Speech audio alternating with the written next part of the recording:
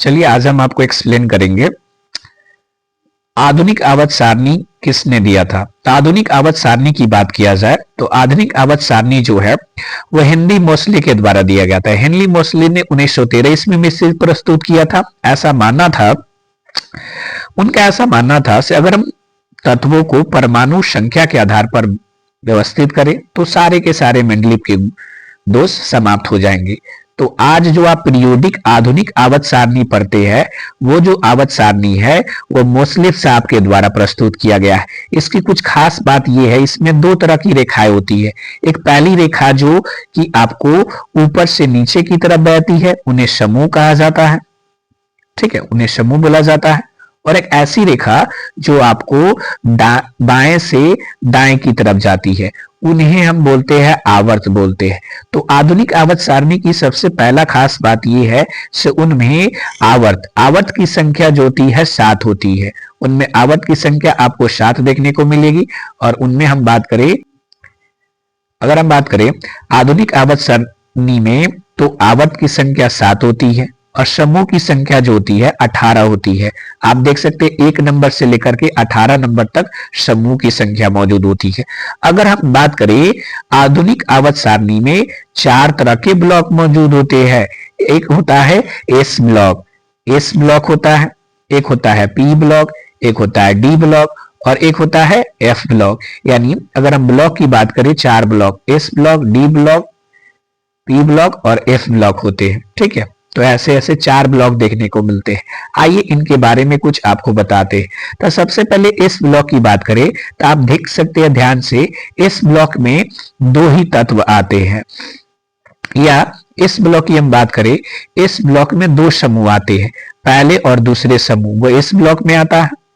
उसी तरीके से आप देख सकते हैं समूह संख्या 13 से लेकर 18 तक आप जब जाइएगा ना दाहिने साइड में आवर्त सारणी के, तो वहां पे आपको मौजूद होगा पी ब्लॉक, ठीक है।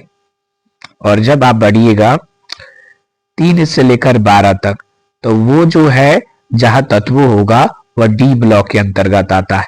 नीचे तो आप लाइन देख सकते हैं, ये आप आता है एफ ब्लॉक के अंतर्गत आता है। यानी 4 तरह के ब्लॉक होते हैं, ठीक है। आइए इनके बारे में आपको बताते हैं। आधुनिक आवर्त सारणी की खास बात यह है कि आपको यहाँ पर एक जिगजैग लाइन दिखाई दे रहा होगा। इस जिगजैग लाइन जो है ये सारा का सारा उपधातु को बताता है। किसको बताता है? उपधातु। उपधातु वे चीज होते हैं, वे ऐसे तत्व होते हैं जिनका गुण जो है धातु और अधातु के बीच में पाया जाता है, उन्हें अधातु बोलते हैं। तो यहां से एक सवाल ये भी बनता है, यहां से कई दफा पूछा जाता है आवर्त सारणी में उपधातु जो है वह किस ब्लॉक में पाया जाता है। तो आप बताइएगा उपधातु जो है वो पी ब्लॉक में पाया जाता है, ठीक है। इसके अलावा एक बात ये भी पूछा जाता है, से बताइए संक्रमण धातु जो है किस ब्लॉक में पाया जाता है, तो आपको बताने हैं डी ब्लॉक में। यह संक्रमण धातु है जो कि डी ब्लॉक में देखने को मिलता है, ठीक है। आगे आपको पढ़ाते हैं, आगे समझिए। आइए देखिए, अगर हम बात करें कुछ चीजों की बात करें तो यहां से देख सकते हैं आप आवर्त सारणी के बारे में व्याख्या किया गया है। इसमें आपको कुछ चीजें सबसे ज्यादा ये पॉइंट याद रखना है। जैसे यहाँ पे अगर हम बात करें आधुनिक जो आवर्त सारणी में, उसमें पहला जो समूह है उन्हें हाइड्रोजन समूह कहा जाता है। और पहले समूह के ए वाले में आपको हाइड्रोजन आता है। पहला समूह को हम क्षारीय धातु समूह बोलते हैं, दूसरे समूह को क्षारीय मृदा धातु बोलते हैं।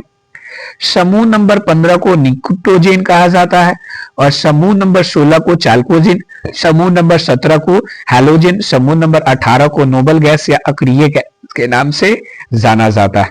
जैसे हमने आपको बताया था उपधातु ऐसे तत्व होते हैं जिनमें धातु और अधातु दोनों के गुण पाए जाते हैं, इसलिए उन्हें उपधातु कहा जाता है। और ये पी ब्लॉक में आता है और जिगजैग लाइन से इन्हें दर्शाया जाता है आवर्त सारणी में।